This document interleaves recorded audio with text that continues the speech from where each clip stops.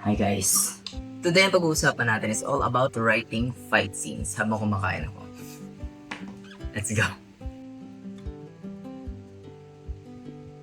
Welcome back to the videos. Hello, shout out sa mga fantasy writers out there, sa mga action writers, adventures, or may mga sinusulat basta na fight scenes sa kanilang mga nobela, sa kanilang mga story na ginagawa. Shout out sa inyo. Today, yan ang pag-uusapan natin. All about fight scenes. So, effective na way to write a fight scenes or some tips siguro about writing fight scenes. Are you ready? By the way, kung hindi ka pa nakasubscribe, please do subscribe dito sa YouTube channel ko na to. Thank you very much. And follow me sa lahat ng aking social media accounts. Facebook, TikTok, Instagram, everywhere.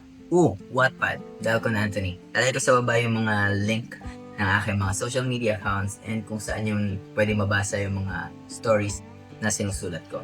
Anyway, so here's tip number 1. So when writing a fight scene, you control the pacing with the length ng sentences. It is very important, lalo yung mga sentences length, important siya. So if you are describing a romantic scene, a scene na kilig moment or you know, we tend to write in a slow-mo phase, di ba?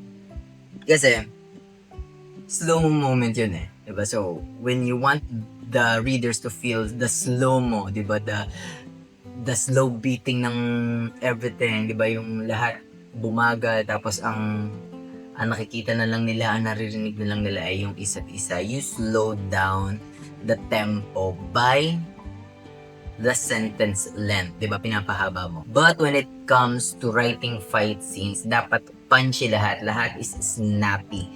Kasi, action happens, fast. Pag nakikipagsuntukan ng isang tao or pag nasa action ka, everything is happening very fast, di ba? So, kailangan mag-speed up yung sentences mo. With that, shorter sentences.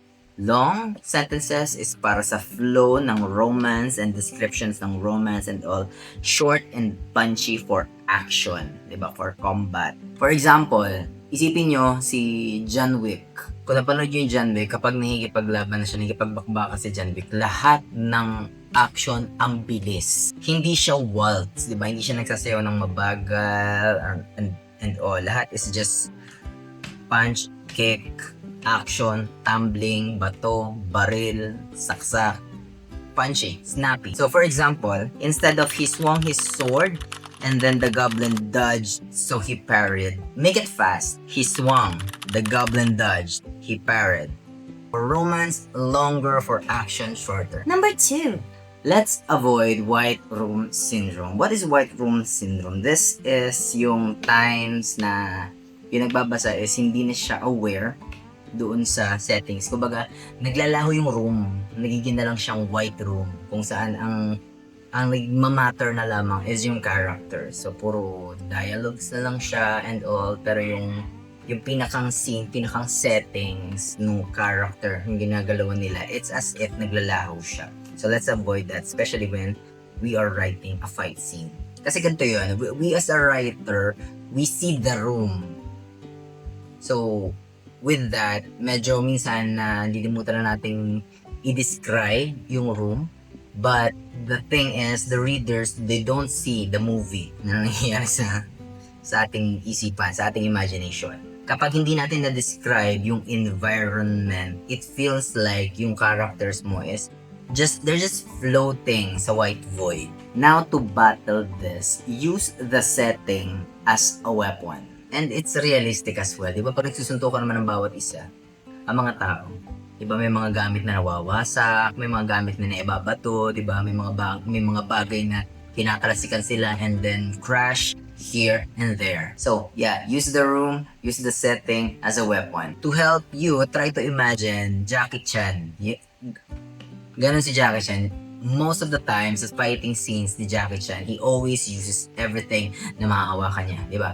The pole, the lamesa, the upuan, the elevator, the truck, everything. So, do not let your characters forget yung setting na ginagalawan nila. Alam nila kung nasan yung bote, alam nila kung nasan yung upuan, alam nila kung nasan yung pintuan, yung kisame, yung ladder, yung electric kettle, alam nila kung nasaan. So for example, they are fighting inside a bar, alam nila kung saan ibabato yung kalaban. Meron silang table na masasagasaan, meron silang bote na makakapa, and other things. Kapag nagbabakbaka naman sa gubat, malamang sa malamang may mga ugat dyan na madadapa sila, di ba? So, again, do not let your characters forget the settings kasi alam nila kung nasaan sila. Number 3. Sensory details. Huwag lang yung nakikita. Dapat yung nafe-feel. Try sounds, touch, the smell. Di ba? Palawakin mo yun. For example, si Kratos, if you play God of War, kilala si Kratos yung may dalawang mahabang weapon thing. Yung axe niya. Alam mo yung feeling na kapag binato niya yung axe, tapos bumalik sa kanya, di ba? Yung feeling na, di ba? Yung thud, di ba? Na feeling kapag bumalik na sa kamay niya yung kanyang axe. So, in your writing, describe the pagputok o pag-crunch ng mga buto, kunyari, ganyan. Yung lasa ng kalawang dun sa dugo, di ba? Pag nasa may mouth siya. Or yung init nung spell na ibinato, di ba? Na medyo nasunog ng konti yung yung buhok niya and all, di ba?